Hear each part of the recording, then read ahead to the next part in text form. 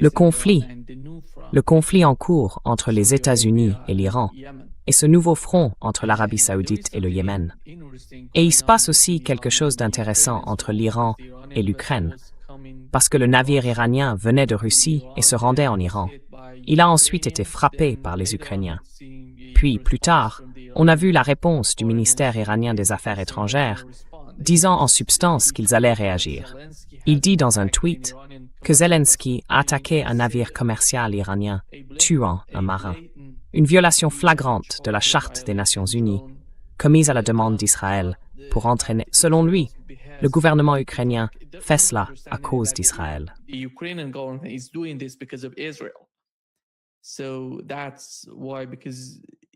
C'est pour ça, Israël veut entraîner l'Europe dans la guerre. D'une certaine manière, ça se comprend, puisque la guerre a commencé entre l'Iran et Israël. Israël a attaqué l'Iran, vous vous en souvenez, en juin 2025. C'était entièrement l'agenda israélien, la stratégie israélienne, attaquer l'Iran. Et puis vous voyez, en juin 2025, et par la suite, ils ont convaincu l'administration Trump que si nous intervenions ensemble, nous ferions quelque chose de grand. Nous vaincrions l'Iran et nous aurions un nouveau gouvernement, un nouveau régime en Iran qui coopérerait avec nous dans la région, avec tous nos alliés dans la région. Je ne sais pas s'ils considéraient les pays du CCG comme leurs alliés, mais c'était cet état d'esprit. Il s'agit de vaincre l'Iran.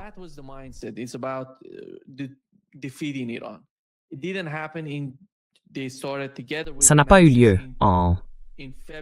Ils ont commencé aux côtés des États-Unis le 28 février de cette année, 2026. Mais aujourd'hui, quand on regarde le visage actuel de la guerre, on ne voit pas de chasseurs israéliens. On ne voit pas de soldats israéliens ni leurs forces. Ils ne font pas partie de la guerre. La guerre oppose l'Iran aux États-Unis. C'est pourquoi ils pourraient vouloir entraîner l'Europe dans la guerre. Parce que tant que d'autres font la guerre à leur place, quel serait le problème pour Israël? Aucun. Ils ne ressentent pas la guerre. Ils ne la font pas. Ce sont les États-Unis qui se battent. Vous voyez, les victimes sont iraniennes et américaines. Aucun Israélien n'a été touché jusqu'à présent. Et c'est ça le concept.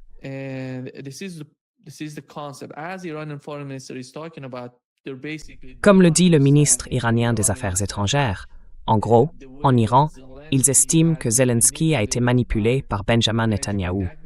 Et nous connaissons le lien entre les deux. Si vous vous souvenez de la manière dont Israël utilisait des forces ukrainiennes ou des instructeurs ukrainiens à Idlib, dans le cadre d'une coopération entre les gouvernements, ils essayaient de faire cela en Syrie. Toutes ces personnes qui sont aujourd'hui en Syrie ont, d'une manière ou d'une autre, été entraînées par des Ukrainiens, parce qu'ils voulaient, quand il s'agit de la coopération sur les drones et tout cela, nous connaissons aussi le lien entre l'Ukraine et Israël. C'est pourquoi, vous voyez, le ministre iranien des Affaires étrangères estime en quelque sorte que l'un des principaux objectifs est peut-être d'entraîner l'Europe dans la guerre.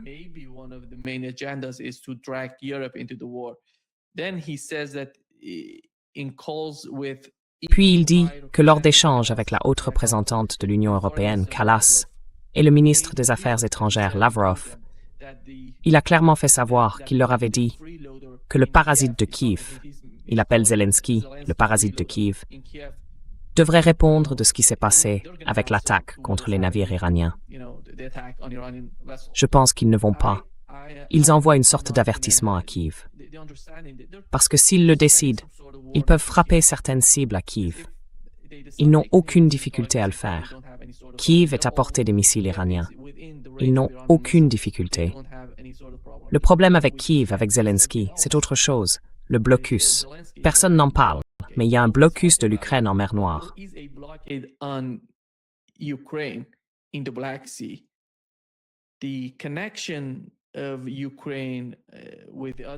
Le lien de l'Ukraine avec l'autre. Ils envoyaient beaucoup d'armes, enfin, ils fournissaient à l'Ukraine des armes et toute l'aide qu'ils lui ont envoyée. Tout tourne autour de l'utilisation de la mer Noire. L'une des principales voies d'acheminement de l'aide à l'Ukraine passe par la mer Noire. En ce moment, la Russie impose un blocus à l'Ukraine. Elle bloque, enfin elle assiège Odessa, qui est un port très important. Il y a d'autres ports ukrainiens sur la mer Noire, mais aucun n'est aussi important qu'Odessa. C'est pour cela qu'ils ressentent la pression de la Russie. C'est pour cela qu'ils attaquent des navires iraniens. Je veux dire, cela pourrait faire partie de leur stratégie pour faire pression sur la Russie, parce que c'est le lien entre la Russie et l'Iran. Le navire va de la Russie vers l'Iran.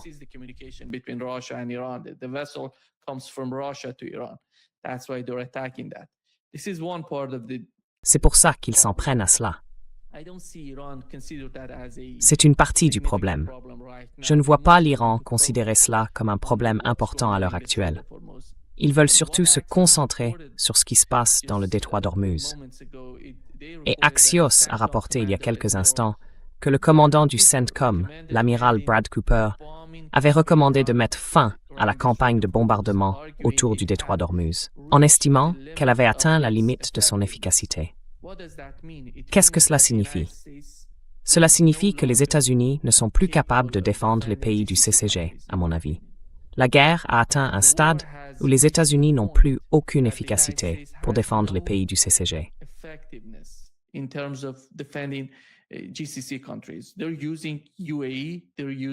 Ils utilisent les Émirats arabes unis, ils utilisent le Koweït, Bahreïn, l'Arabie saoudite, le Qatar. Mais le problème, c'est que si l'Iran décide de les attaquer, si l'Iran reçoit un quelconque signal indiquant que les États-Unis utilisent ces pays, alors ils vont attaquer l'Iran et frapper certaines cibles dans ces pays. Quelles sont les capacités des États-Unis pour les défendre? Il semble que rien ne soit réduit de manière drastique. Je ne sais pas s'ils ont pris une décision. Certains rapports disaient que les États-Unis se demandaient s'ils voulaient intercepter l'un des missiles ou non. Ce missile se dirige vers une cible importante, donc on va l'intercepter. L'autre n'est pas si important. On ne va pas l'intercepter.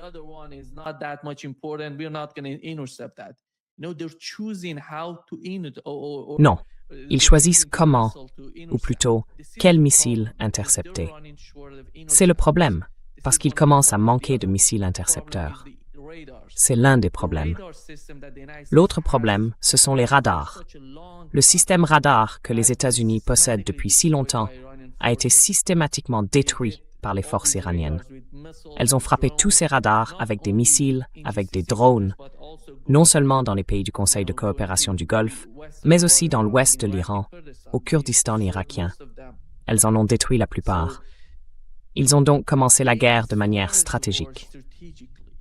Et ce que nous avons appris du côté iranien, c'est qu'après la guerre de 12 jours, en juin 2025, l'Iran a beaucoup appris sur la façon de se défendre, vous savez, tant sur le plan offensif que défensif.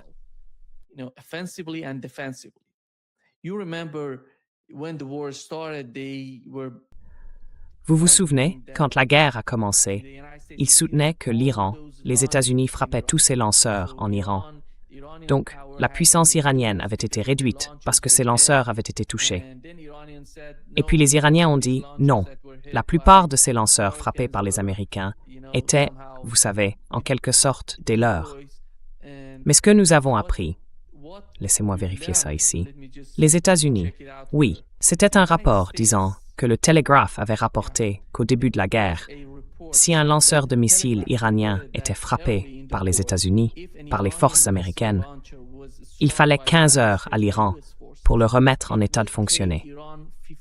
Aujourd'hui, ils sont capables de tirer des missiles sur des bases américaines en moins de 30 minutes.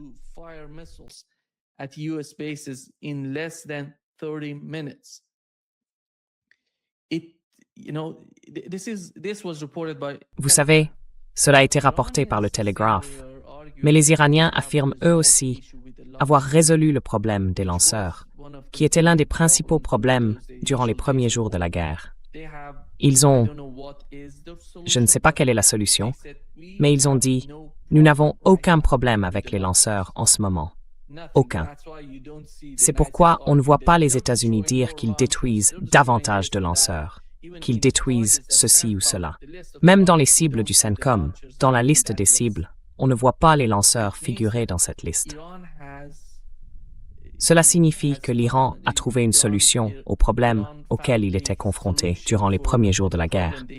Les lanceurs étaient très importants pour les missiles iraniens. Le deuxième point, c'est le système de défense aérienne.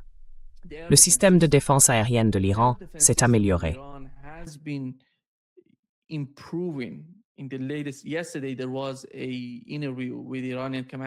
Hier, il y a eu une interview d'un commandant iranien. Il a dit que nous avions beaucoup appris pendant la guerre de 12 jours. Puis, dans les premiers jours de la guerre, le 28 février, cela signifie qu'ils ont amélioré les systèmes de défense aérienne nationaux et l'intégration de tous ces systèmes de défense aérienne sur le territoire. L'intégration était leur tâche la plus importante. Il a dit que nous étions parvenus à une sorte de dispositif avec les systèmes de défense aérienne. C'est pour cela que vous voyez davantage de drones abattus. Nous avons même vu des missiles de croisière abattus dans le sud de l'Iran à la centrale nucléaire d'Assalouieh. Ils ont abattu 2 ou 4 missiles de croisière à l'aide du système de défense aérienne.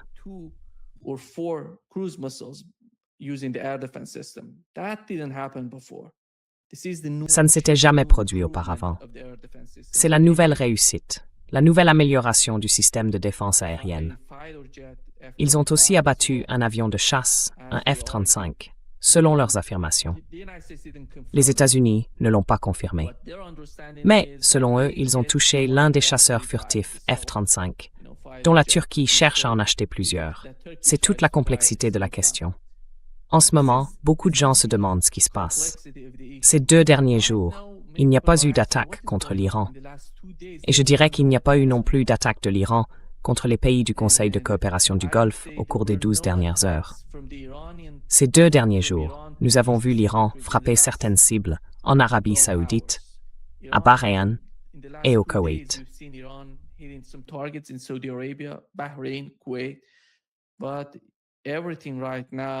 Mais en ce moment, tout est entouré d'une sorte de silence. Il ne se passe rien compte tenu de la guerre. Mais cela veut dire qu'en coulisses, des discussions ont lieu entre les 2 parties. De quoi s'agit-il? Le ministre iranien des Affaires étrangères a récemment déclaré que les États-Unis leur envoyaient des messages et qu'ils recevaient des messages des États-Unis. Mais les États-Unis essaient de leur mettre la pression au lieu de discuter. Cela veut dire que les États-Unis les contraignent. Vous devez accepter ces conditions. Et ils ont répondu, non, nous ne les accepterons pas. Et l'une des raisons pour lesquelles vous ne voyez pas d'attaque ces jours-ci, c'est la logistique, notamment les missiles intercepteurs.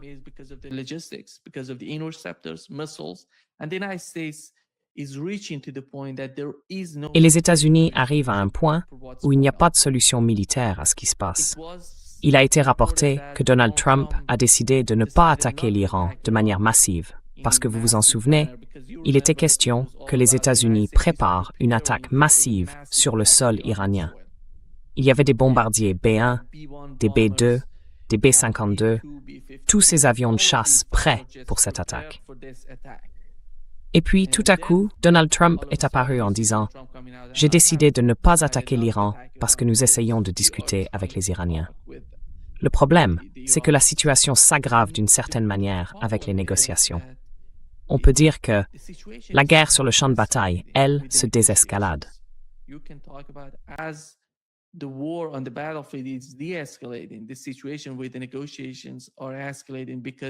La situation autour des négociations s'aggrave parce que le nouveau facteur dans les négociations serait le cas du Yémen. On ne peut pas écarter le Yémen du calcul, des discussions, si c'est ce qui se passe, si c'est la raison pour laquelle nous ne voyons aucune attaque se produire. Que s'est-il passé dans le cas du Yémen? Le Yémen a fait la démonstration. Je ne peux pas dire à quel point le blocus yéménite contre l'Arabie saoudite a été intelligent, opportun. C'était tellement précis et opportun. C'était tellement important. Au bon moment, au moment approprié, ils ont mis en place un blocus contre l'Arabie saoudite. L'Arabie saoudite subissait une pression énorme venant du détroit d'Ormuz, parce que rien ne se passe dans le détroit d'Ormuz. Ils ont alors décidé de s'en prendre au Yémen.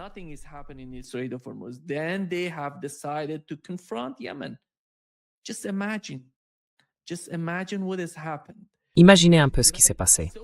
L'Arabie saoudite attaque le Yémen, provoque le Yémen. Ça me rappelle les États-Unis attaquant l'Iran et découvrant soudain, waouh, qu'est-ce qui se passe? Le détroit d'Ormuz était ouvert avant le début de la guerre. Et aujourd'hui, tout est fermé. Nous devons négocier avec les Iraniens pour le rouvrir. La même chose est arrivée à l'Arabie saoudite. Elle imposait un siège au Yémen depuis plus de 12 ans. Et le Yémen essayait, d'une certaine manière, de résoudre le problème sans recourir à la force militaire, sans attaquer l'Arabie saoudite. Mais le moment est venu où le Yémen l'a compris. C'est le moment. C'est le moment où vous pouvez intervenir et faire pression sur l'Arabie saoudite. C'est ce qui se passe en ce moment. Et l'Arabie saoudite n'a pas d'autre choix. Elle doit accepter les conditions du Yémen.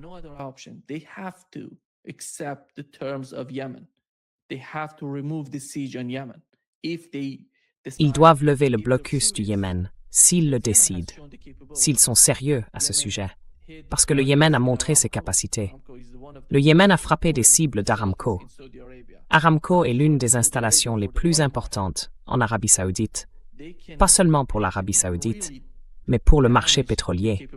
Ils peuvent réellement nuire à la capacité de l'Arabie saoudite à produire et à exporter du pétrole, ainsi que d'autres produits pétroliers. L'autre problème pour l'Arabie saoudite, c'est que les États-Unis ne sont pas vraiment capables de leur fournir des missiles intercepteurs. C'est pourquoi vous voyez 10 missiles balistiques se diriger vers l'Arabie saoudite, frapper des cibles à droite et à gauche, sans qu'il y ait quoi que ce soit pour les défendre. Peut-être quelques intercepteurs, mais c'est encore et toujours la pénurie. Les États-Unis manquent de missiles intercepteurs.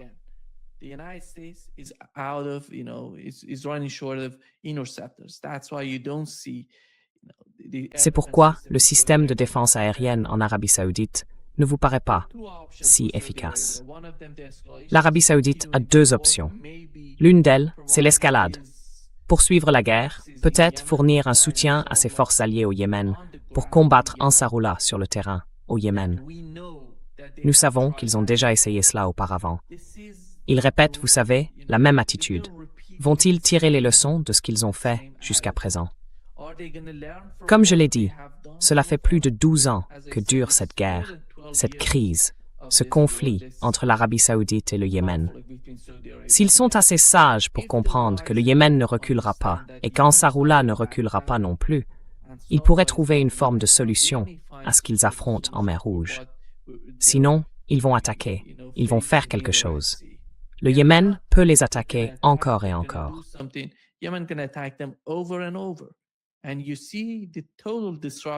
Et vous voyez la destruction totale du pipeline de Yanbu, du port saoudien sur la mer Rouge.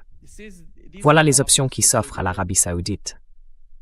Mais ce qui est important pour le Yémen, l'autre élément, c'est qu'ils arrivent à un accord si quelque chose de ce genre se produit entre les deux parties. Quand on parle d'un protocole d'accord, on ne parle pas de l'accord lui-même. Et beaucoup de gens diraient, à juste titre, qu'est-ce que ça veut dire? Ça ne veut rien dire. Je le sais. Mais après tout, quelles sont les alternatives pour ces gouvernements? Aucune. Il n'y a pas d'alternative. Vous avez deux options. L'une d'elles se bat sur le champ de bataille, ce qui ne semble pas pouvoir être soutenable pour les États-Unis. C'est pourquoi ils demandent, vous savez. Encore une fois, à mon avis, ils supplient pour qu'il y ait des négociations, des pourparlers.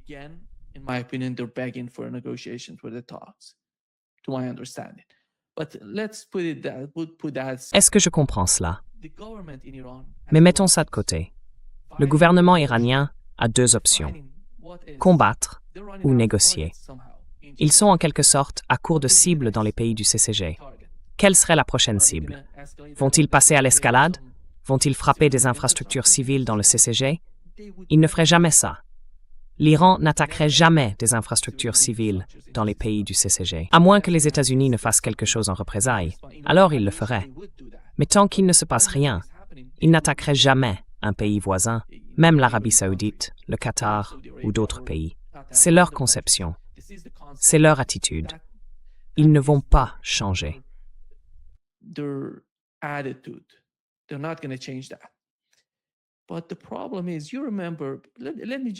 Mais le problème, vous vous souvenez, laissez-moi ajouter autre chose, parce que, à mon avis, c'est tellement important pour ceux qui se demandent ce qu'est un protocole d'accord, un MOU, et pourquoi. Je sais qu'un MOU ne veut rien dire. Je crois littéralement que le MOU, comme n'importe lequel de ces accords, ne veut rien dire. Mais vous vous souvenez des accords de Minsk 1 et 2 entre la Russie et l'Ukraine, ou entre les Ukrainiens de l'Est et le gouvernement ukrainien. Tout cela venait du fait qu'à l'époque, ils tuaient les Russes ethniques d'Ukraine orientale, dans l'Est de l'Ukraine. Et puis finalement, la Russie a décidé de négocier avec l'Occident comme garant.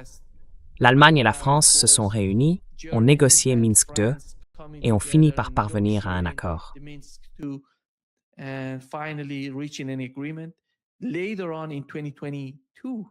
Plus tard, en 2022, la Russie demandait « Qu'est-ce qui se passe ici? Ils tuent des As ethniques dans l'Est de l'Ukraine.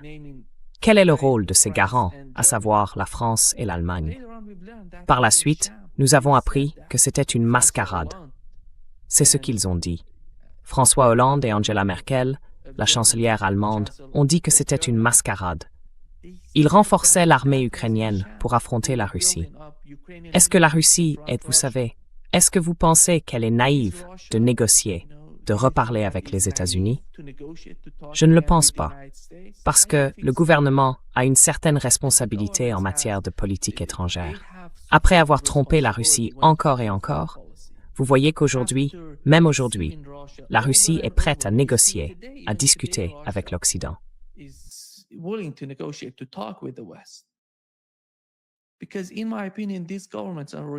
Parce que selon moi, ces gouvernements sont responsables devant leur société. C'est important. Avec le temps, davantage de personnes sont tuées.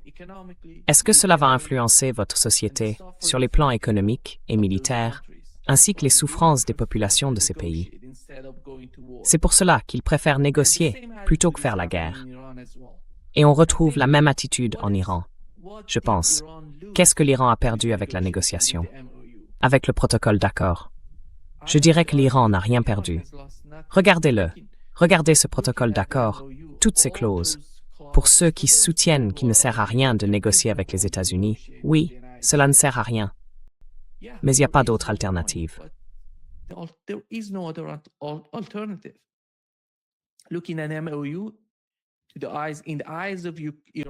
En examinant le protocole d'accord, aux yeux des Iraniens, pour ces négociateurs, c'était en quelque sorte un document réussi. Les États-Unis étaient prêts à signer ce document. Puis plus tard, on a vu ce que les États-Unis ont fait, violer les termes du protocole d'accord. Mais sans ce protocole, on ne peut pas dire que les États-Unis en violant les termes. Le simple fait d'accepter et de signer ce document signifie que les États-Unis reconnaissent qu'au Liban, dans le cas du détroit d'Ormuz, ils doivent coopérer, au moins coopérer, ce qui ne s'est d'ailleurs pas produit. C'est pourquoi je pense qu'avec le temps, ils ont deux options.